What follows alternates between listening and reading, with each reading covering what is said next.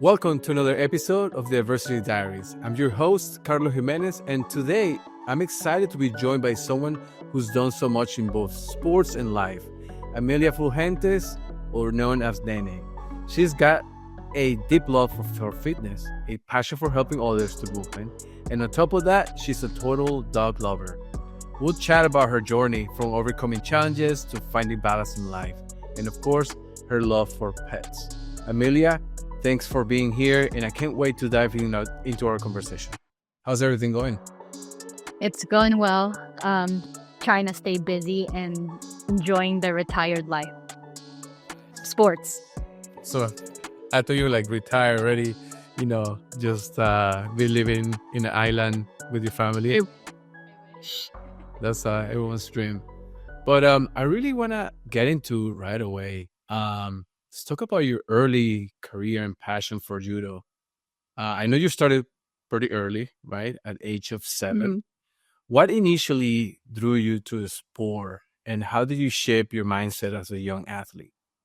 So I started when I was 7, but I actually hated judo. So my first practice, I'm pretty sure if I remember correctly, I didn't want to bow onto the mat. So I was standing out to the side for like a really long time. But eventually my brother was doing it, got more comfortable. And then I don't know if a lot of people know this, but my family got separated when we were younger.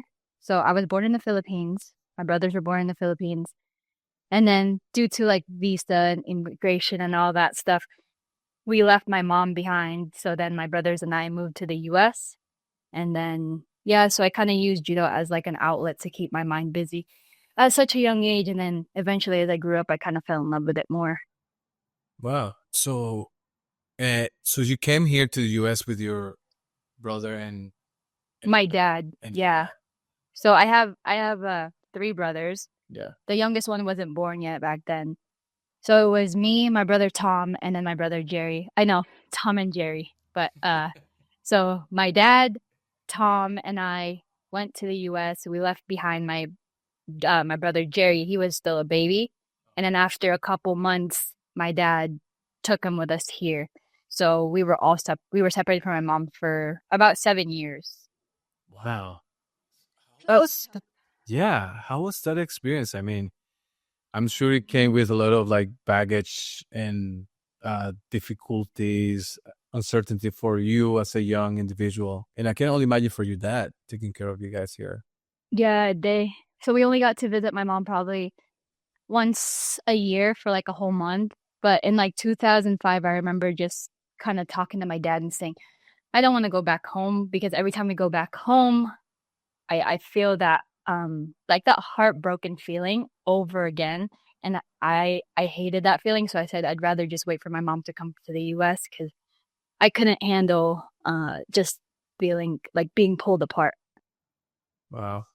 And when she finally came to the US, how was that? Do you remember that time she arrived to the airport, or you guys, how was that experience? I it I don't know. Everything, my childhood memories are all like bunched up. So it's like, it's so weird. But just having her as I grew up in my teenage years was a lot more easier. And I think all those years that my family were separated, we become so close. And now it's like I don't know, we enjoy being together. When we all hang out, my brothers and I, my dad and I, we're always just telling stories and making jokes with each other. So it feels really good. And I think that's always why when I went to go to other places to train and to live there, I always wanted to come back home. And home is where in the US? Simi Valley, California. 8-mile stretch of a town. It's small. Really? How Yeah. small would it be? Like, how small we're talking? Like there's 2 high schools, and I think 3 high schools, and 2 of them have the sports teams, and then I think 2 middle schools. I'm not really sure. It's been a while, but it's small. It's a Nice. small community. That's cool. And so when you started, obviously at 7 years old, right? So do you know that you wanted to do this seriously, or it was something like, No. sure, no, you hated it? I mean, you did it because you had to do something, stay busy. Yeah, I was just put in it and then kind of stayed busy in it. It took my mind away from being away from my mom. That was really hard. I would just remember talking to, like, pretending to talk to her, but she wasn't there, you know? It it's very I could still feel the emotions now just talking about it. What will you talk to her about in your head? What was going through your mind? Just like about my day, like if I'm about to go to sleep. So I always pray at night, from when I was a child all the way to now. And in my prayers, I'm talking to my mom and stuff like that and saying, hopefully one day we'll be together and all of that. But we spoke to her every day. I could never hang up on the phone. It was always like, okay, mom, all right, ready, 1, 2, 3, love you. And then we would hang up together. Oh, wow. And now she's been here, I mean, in the US since then, right? Yeah, since 2000, I think 2007 or 2008. So, Wow. and now I just annoy her. When I was living in Colorado or Florida, I'd call her probably 20 times a day. Any little thing, like, mom, guess what? And yeah, she got so annoyed. She's like, you could Google this stuff, you know, you don't have to ask me. Yeah, now you can use ChatGPT, you know, like you can make those things. I wish that was there back then. I know, that's right. Do you guys live close by? Is that in the same area? Yeah. No? Yeah. Oh, cool. Nice. So I know you've trained with different coaches, but when I was doing some research and when I was working with you guys at the Olympic Training Center, I know there was one coach, Eddie Letty, and who's Johnny Prado. Can you talk to me about them and the stories you got? Yeah, Johnny Prado and Herman Velasquez. They're out in South Florida. So they're really awesome coaches. Very, very passionate about judo. So, and I've known Johnny too since I was a kid, since judo is such a I guess small community too. So Cool. And how did you end up going to, what was the transition like from, just doing it to stay busy, and then you went into like, okay, now this could be more serious. Do you start like, when you were at this tournaments, like how did it happen? Because, as a kid, you don't know, right? it just happened. It was just like I was just going with the flow, and winning matches as a junior, you're so happy about it. And I just continued like that feeling of kind of like satisfaction. And then I actually fell in love with wrestling too along the way. And I wanted to go wrestle in college. I got a couple of scholarships, accepted a scholarship and never took it. And then, yeah, it was a whole thing. And then I decided to just stick to judo. Really? What was the story? So it was so long ago. Okay, so I go to wrestling, or doing judo high school, and then I wrestle a little bit. My senior year, I decide to, I'm trying to remember. So I wrestled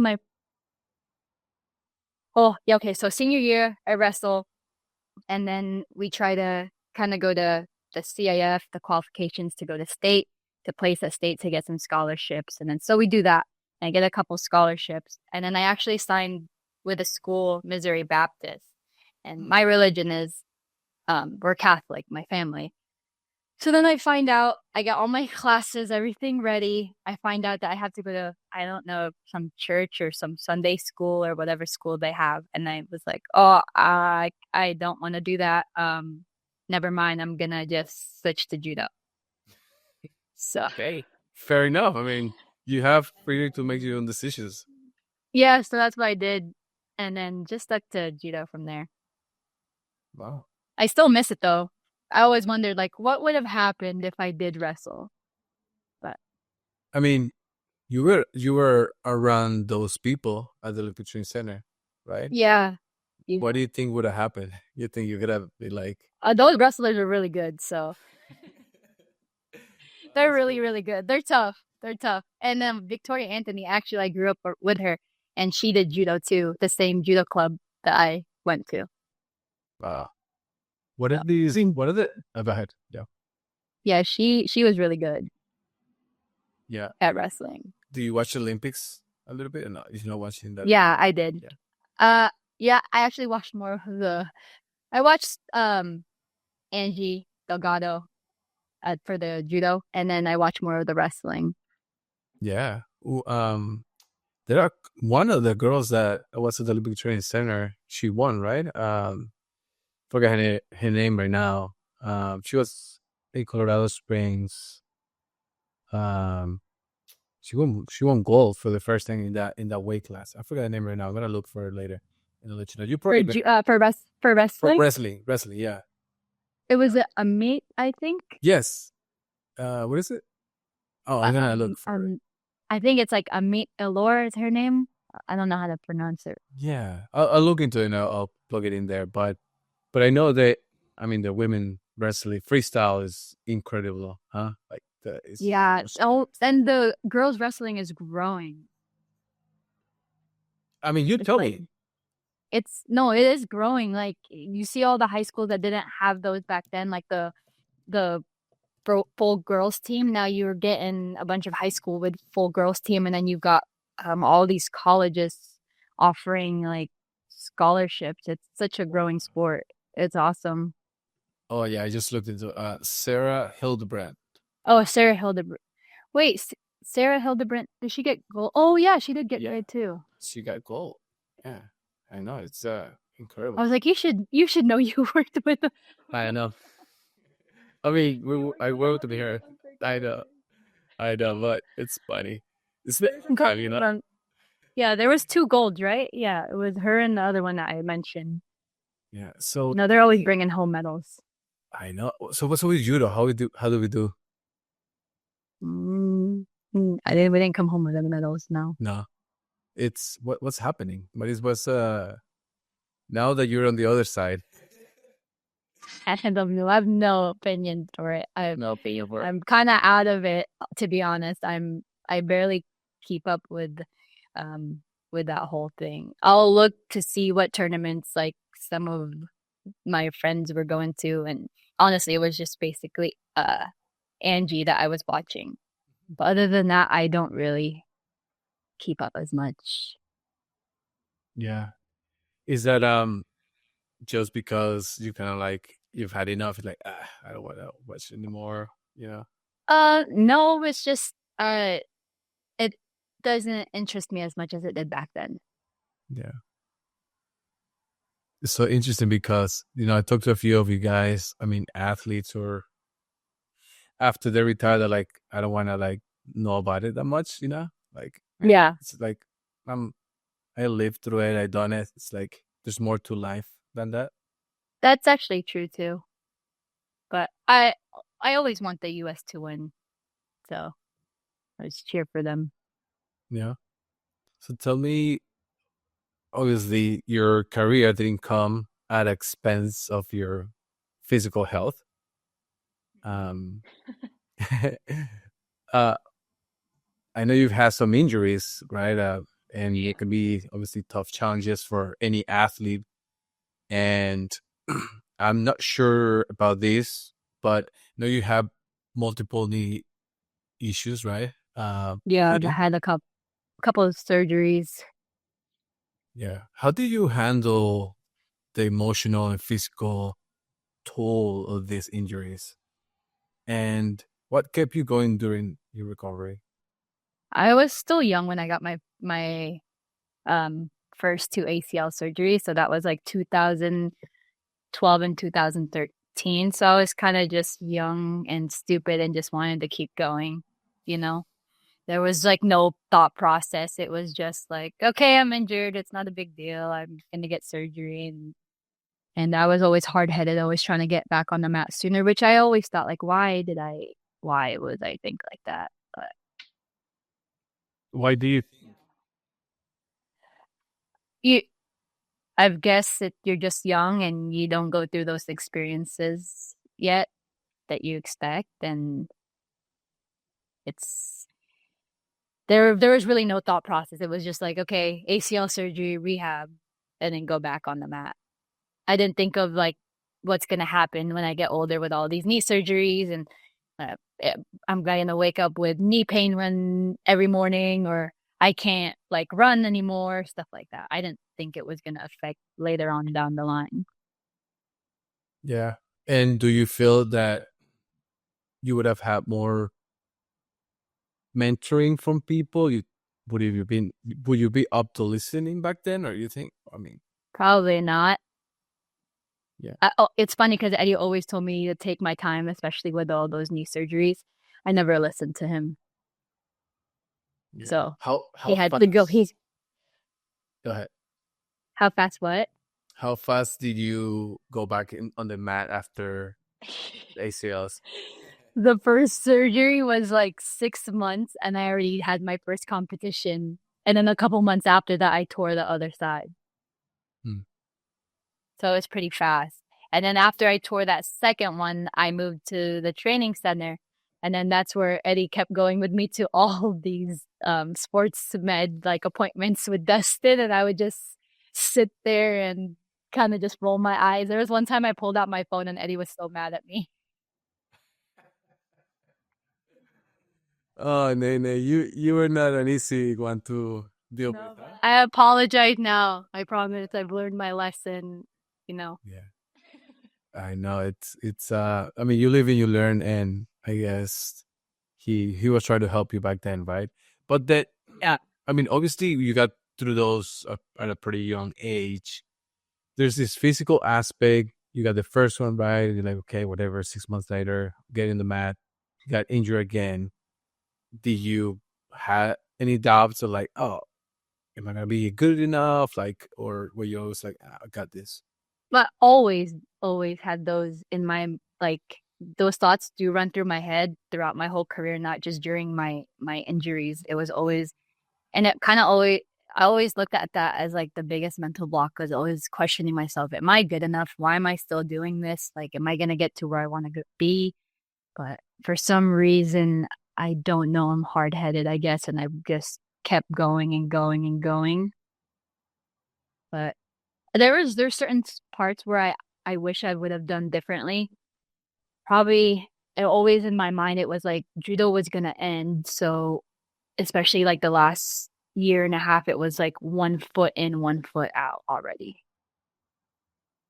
It wasn't like I didn't dive completely, and it was always just like, I, I wasn't fully there.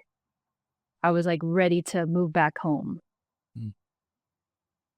That was after you moved from Colorado, or you Yeah, still? I was already in Florida, so it was probably around during COVID. We couldn't really travel and do it, all that stuff, so there was a lot of questioning, like, oh, I better get, you know, figure out what I'm going to do after judo, like what's going to happen, all of those thoughts. And should I still continue? And then by the time we did get back to judo, it was always like, what ifs question instead of just focusing what was in front of you instead of worrying what's going to happen at the end. And did that come with age? Like, why did you start thinking that way? Like, what happened? I guess it was just kind of just, I was just done. I was just tired of kind of dragging my feet and going to practice. I just wanted to move on to the next chapter of my life. Um, I mean, I don't think I'm that old. I'm 31. So around COVID, was what, 4 years ago. I just wasn't into it, honestly. Yeah. I just fell out of love with the sport. Was it because of the injuries or just life, and then, or you thought it was more what's next at the point? Yeah, I just kept thinking of what's next. Like, what am I gonna do? So if I wasn't gonna be as successful as I wanted to be in judo, whatever I had in the next chapter, I always told myself I'm gonna, you know, do better for myself, figure out what I'm gonna do. I mean, yeah, it was just pushing me for what was after judo, I guess. Do you have a? I mean, I'm curious because I know some of you guys did like any support system, like mental health or like I did. y- I had a sports psychologist throughout when I was in Colorado, and then I had one. I would do Zoom with um one of they were all from OTC, so I had Zoom while I was in Florida, and it was kind of crazy because I would bring this up to them, and then they were helping me realize like all these exercises that I would do, and then I started realizing, okay, like I don't want to do judo. I'm ready. wow. But I wanted to finish through that cycle of because this was what 2020. I just want to finish that year, and then the Olympic year was 2021 now, and it just had 6 months left or whatever, how many months we had left. I'm like, okay, just finish through here. Help Angie train, just be a training partner. Then that was like towards the when the qualification. I just stayed there, help Angie, and then after that, I was like, all right, I'm time to move back home.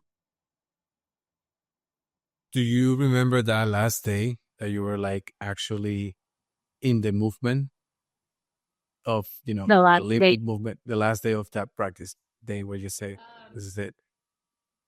Well, so I already kind of knew. So I injured myself in January. I like rolled my ankle. I remember it was so annoying because it looked like a cankle and it was just like purple bruised. It was gross. Um, so that set me back. And then after that, it was just like, ugh, I didn't care anymore. I did want to see like how I would do, at the upcoming competitions. But in my head, I was like, I'm not gonna qualify. Mm. But let's see what I could do. And then my last match ever was on my birthday in Budapest. And I was thinking in my head, like, why can't I push through this match? Like, I cannot push through. Like, I cannot push through. And then I lost. And then I remember crying, but it wasn't crying because I lost the match. I was crying and kind of like just letting everything go and just feeling kind of almost like it's done. I don't have to worry about anything of what's going to happen in the next 4 years or whatever it is. It's just done. I'm done. And when you're going through that moment, and do you know at the point, okay, this is my plan, exit plan. I know I was gonna do this X, Y, and Z. Or you were just like, okay, I'm done. Take the weight off your shoulders. Not First and foremost, when am I going to move back to Simi Valley, California? It's like, the thing. when do I move back to California?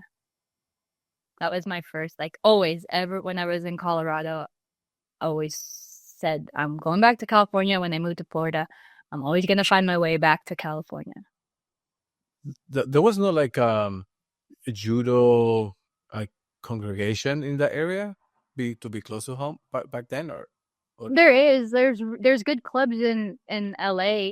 There's a lot of like players upcoming from this area. Yeah. There's I just don't want to continue, and I didn't want to continue. Yeah. I don't I know. wonder why you never like went West Coast, you literally went to like the opposite of the I always questioned. I was like, why did I end up going to Colorado? But actually, I know why I went to Colorado. Um, I have most of my friends, like I was close to, they all trained in Colorado. So Eddie Liddy's daughter, Alexa Liddy, Taylor Ibarra, they were like two of my favorite like chill people growing up. Just um, then they kind of talked me into going to Colorado, and I was like, I'm sold. My friends are here. I'm going here. That's cool. So Nice. I mean, there was good things about being at the Olympic Training Center, obviously. And yeah, what do you have there? Can you tell us a little bit, just in general? at the What, training center, yeah, what kind of access you have there? I had sports medicine with good physical therapists like you.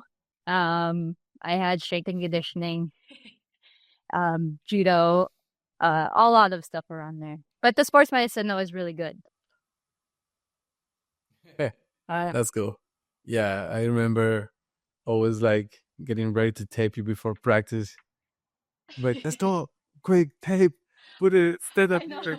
Then you Am I eat it up. reaching late too? I'm like, oh God, I'm running late.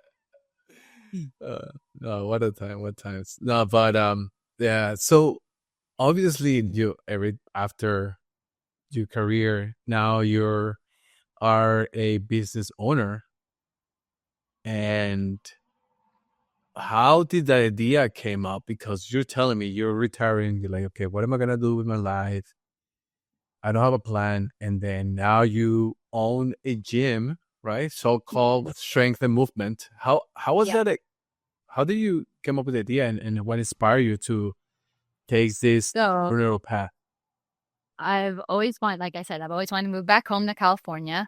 And then when I started dating Bobby, that was the number one thing. Like, I'm moving back to California after my judo career. And then I told him I want to open up a gym, but like not, had not, I didn't want anything to do with the whole judo and wrestling yet. I just wanted to open up a gym, something to, personal training, strength and conditioning, something that helped with people to continue to move. And because of all the rehab that I had and of the injuries, it kind of like inspired me to do all that.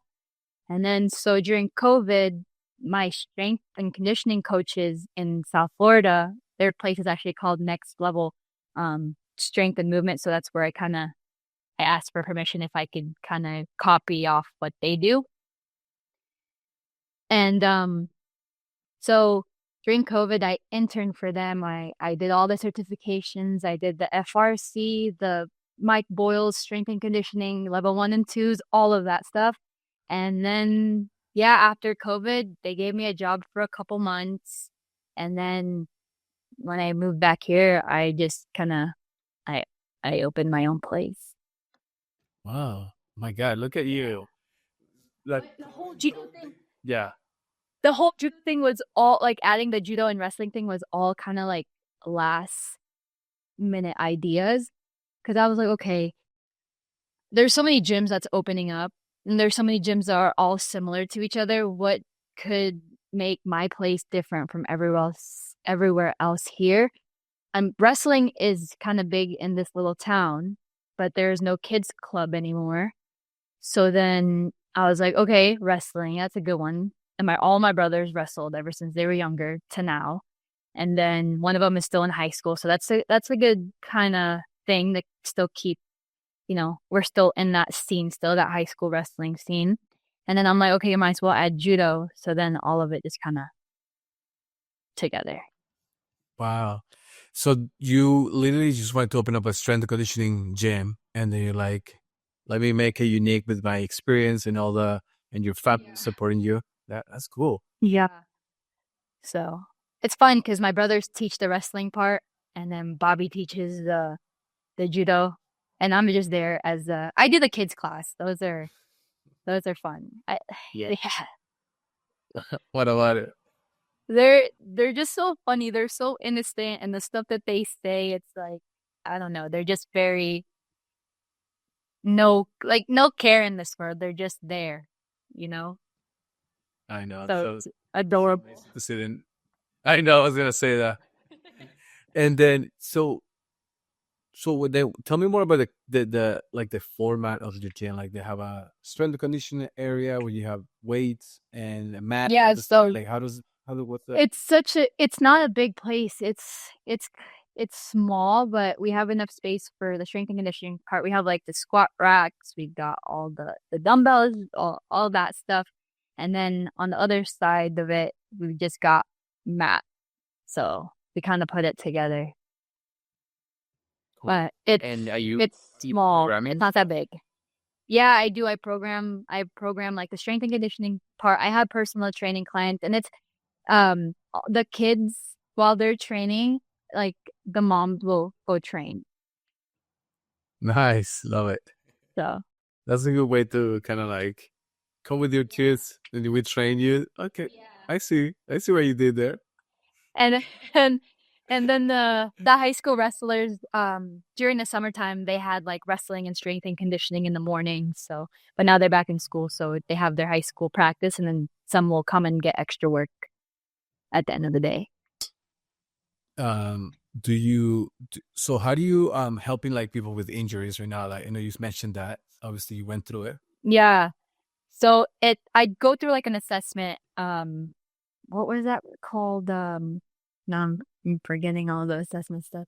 But I take them through all the movements, like how, like their mobility, how their hip, external rotation, internal rotation, like all of that stuff.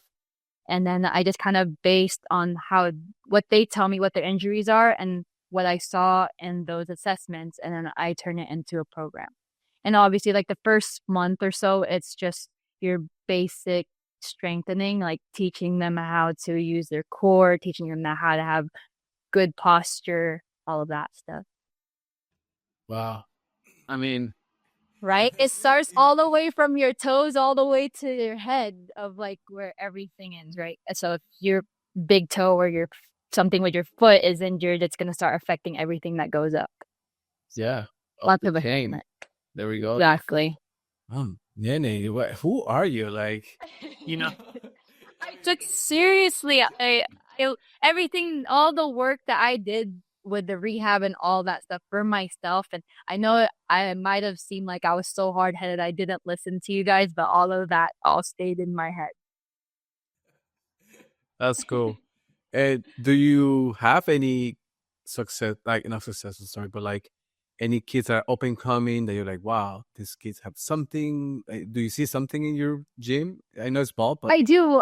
I see like in the wrestling part of it. I see a lot of the kids, they want to start competing soon, but gotta get a little bit more work done and a little bit more of the basic stuff. But we're not pushing anyone to, if they don't want to. They're just there to have fun. It's just a place for everyone in the town to kind of hang out. that's cool. I'm so happy. I'm sure Something. like people are proud to have you there in the community for what you did. Yeah. No, the town, they're supportive. It's everything is like I base everything off of referrals. So if one person joins because of that person, like that's good. I feel good about that. Um, yeah. The gym in Florida, they always told me referrals are always best because it's like it's coming from people that you trust, that trust in you. So then it's more chance of you building a relationship with them and them trusting that you can help them out. Cool. And so you said Mike Boyle, and what about his philosophy? Now you like? I mean, just curious now. What is it that? So the gym that was in Florida, they kind of follow his protocols and stuff. Mm-hmm. But um, you know, what's my favorite thing? It's like they give you a recipe and then you just kind of follow it. You don't need to make any changes. Everything is good. Everything you need just just basic. I don't need to make someone do some crazy exercise and do a backflip and into all those, just basic. Yeah, keep it simple, no? Basically. Yeah. Yeah. And what's life after beyond judo? I know now. I mean, you're full time. This is your full time job, right? Pretty much. From hearing. Yeah. And I know you love dogs. Where are your dogs in your busy life? I have one dog right here sleeping on the floor, so he's napping. But hang out with my dogs, take them for walks, take them on road trips. Um, basically it. Yeah, cross country road trips are. No, just places here in California. There's so many things out here to see. So we're gonna usually towards the end of the year we take the dogs with us. I call it their vacation. So we go up to like Big Bear or somewhere new, somewhere in the mountains and just hang out up there. Cool. Are you going to? Do you like to still go to like national parks and stuff like that? Because I know Colorado was big into it, right? Yeah. The national parks, some national parks don't allow dogs. Oh yeah, that's why. So we gotta go somewhere. Actually, when we did the cross country road trip from Florida all the way to here, we stopped at White Sands National Park and they were allowed over there. And that was fun. They just like kind of run around. That was really pretty actually. Really, really pretty. Nice. What's your favorite national park that you've been to, or park in general? Oh, Top the Top three. I don't know. There's so many. I know. My dogs are more like like the dogs love the beaches more. The water, they lay down. They like the beach, yeah? They're not afraid getting into the Yeah. water? Oh, No, they're crazy. If I let them go, they're running like miles and miles ahead of us, and I can't catch them. that's cool. Now going back to your again the gym, because I'm so curious about your what you're doing right now. So you Yeah. went from being a highly level athlete, right? Running and now to running your own business. How was stepping away from competitive world and focusing on your gym has given you a new perspective on resilience and growth? So I always thought like all those losses and all the hardship through judo, I thought those were like, oh my God, this is so hard. Now that this is a new chapter in life, I was like, well, that's nothing, you know? Now like real life is happening. So Yeah. it's different perspective, but because of all the stuff with judo and all the ups and downs that I went through, it makes it so much easier to kind of handle life now. Like to always to tell myself like, okay, it's everything's gonna be okay. You're gonna make it out of whatever it is. Just gotta keep moving and keep pushing through. So that gives you like, I mean, because how's this? But is there a correlation on that? Like you feel like, okay, I went through hardship and long hours of training. Now have my own business and I'm putting the hours. And some days do you have doubts of like, am I gonna make it or not? Like, how's that work? Actually, I don't have any like I don't have those doubts where like I had in judo. Like now it's like, all right, I'm gonna face it head on. Let's do it. Like whatever happens, happens. And okay, so it's I might sound crazy, but okay, my parents raised me in like would I guess you can say that my family is religious, right? We're Catholics, and I didn't really jump into my faith while I was doing judo. Yes, I prayed every day. I believe in God and all that stuff. I never really fully kind of jumped into it. But just the beginning of this year, and my mom got sick, like really sick in the beginning of the year. She went into like septic and all of this stuff, but she's okay now. But seeing her go through that and my I didn't know who to run to. I didn't know who to cry to. I didn't know what to do besides like pray and just whatever happens, happens and I can't control it. I just have to keep praying and thinking God knows what to do and it's in his hands. I just had to wait. Like, so because of that situation, I have fully like, I don't know like what word to use for it, but I just fully believe and now from the beginning of the year to now, that's like what my mindset is. Whatever happens, happens. Things are, there's things that I can't control. So I just have to keep moving forward, do what I can. Wow. You wish you would have known that before? Yeah. Yeah, definitely. This year, I like has been so crazy. It's been like the highest of the highs and then the lowest of the lows. Like it's just this year I thought was never gonna end. It was just like crazy. But Yeah. How's your so mom now? she's good now. She's like back to normal, everything. So Do you train her? yeah, I tell her to go work out all the time. They won't listen up. She would not listen. It's funny because she's starting to get arthritis in her knee. And what's the best thing for arthritis is to always just move, right? You can never just baby your injuries or whatever she's feeling because she had a meniscus tear, I think it was. So I keep telling her, did you not see your physical therapist? Did they not give you exercises? Like, why have you not been working out? So, but now we're trying to get her to ride the bike slowly and do all her hip bridges and whatever else she needs to do. Why do you laugh? Why you so laughing now? Because she's so hard-headed. I mean, I don't know. I'm not gonna say it, but it reminds me of someone that was kind of like. But I'm just saying that my mom is like the most important, like it's like the freaking rock of our family. Oh, that was amazing. I'm so happy to hear that. She needs to keep herself healthy. Yeah, She's got all of us to take care of. there we go. Do you hear that, Mom? So she needs to keep being the superwoman that she is. I can't have her like limping with her arthritis. Exactly. Oh, wow. So, reflecting on your journey from your time in the USA Judo national team to starting your own gym, what's the biggest lesson you have learned about perseverance and pushing through tough times? No matter what it is, no matter how hard it is, everything is going to be okay in the end. No matter what life throws at you, just keep going.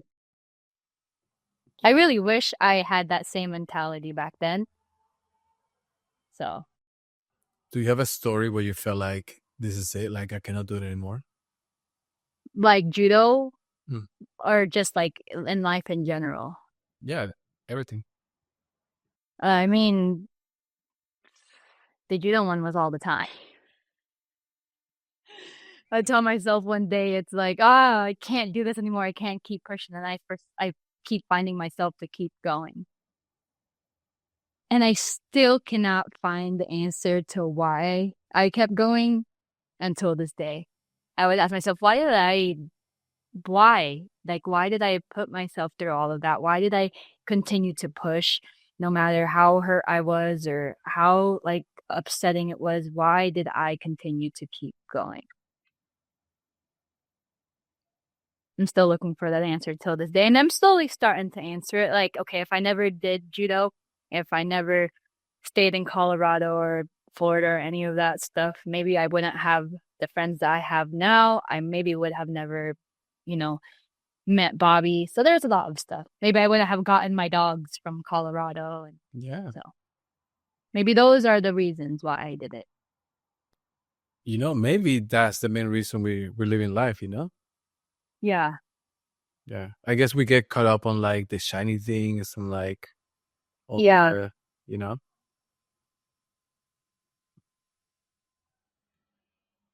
That's my thought. It's not an easy answer, but no, there's more to it. You know what I mean? What advice will you give to younger athletes, especially those dealing with injuries and setbacks in their careers? Take your rehab seriously. What does that mean? Give me a few like tips that you're like. What does that mean seriously? No matter. Be patient. Be patient with yourself. Don't rush into things. Just enjoy every single moment because it honestly goes by so fast.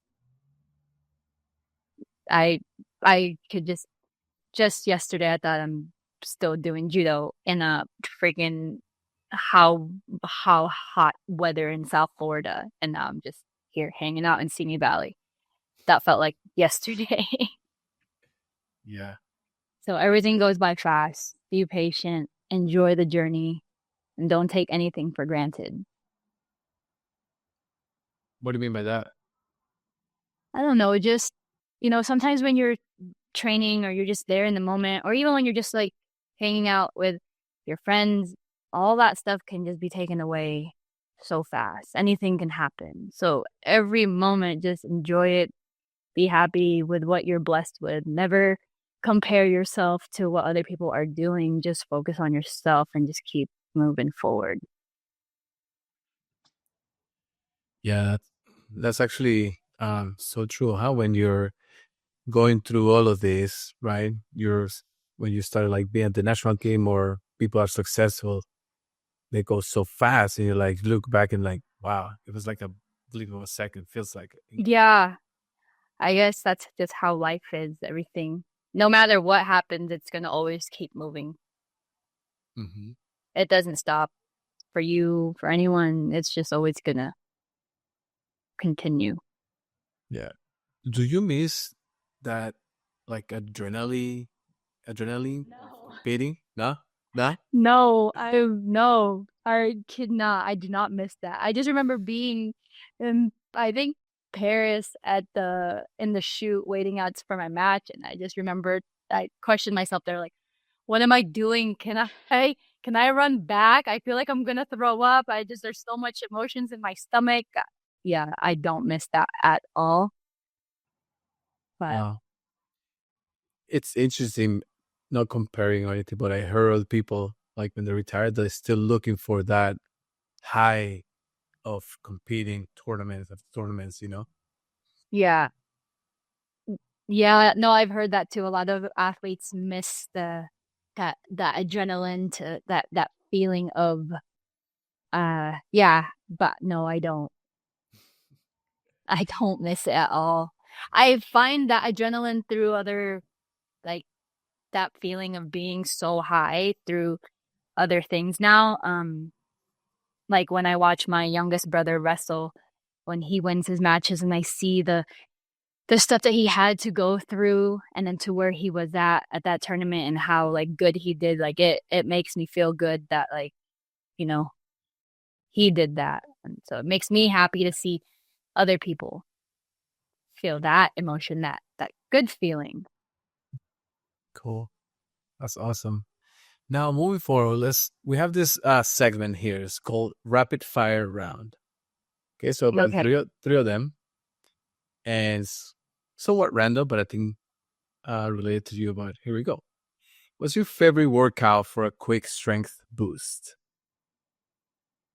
Walking Yeah, with my dogs. Yeah. there we go. I was expecting, snatching, weightlifting. I don't do that anymore. With all the injuries I've had, I'll clean the bar. Okay, I'll press the bar. I'm not trying to prove anything to anyone. I don't need to go lift heavy. I just need to move to stay healthy. I need to be able to, run around. And when I have kids, I want to be able to do things with them. I don't want to have any more injuries.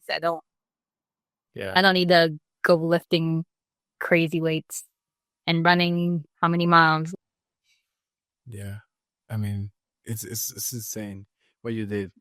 What's your go-to recovery routine after a hard workout? Or what would you recommend? This, for example. Uh, Ooh, that one's a tough one. Ice baths, Okay. those were always good. They were terrible, but they were always good. They always made you feel good after. Nice.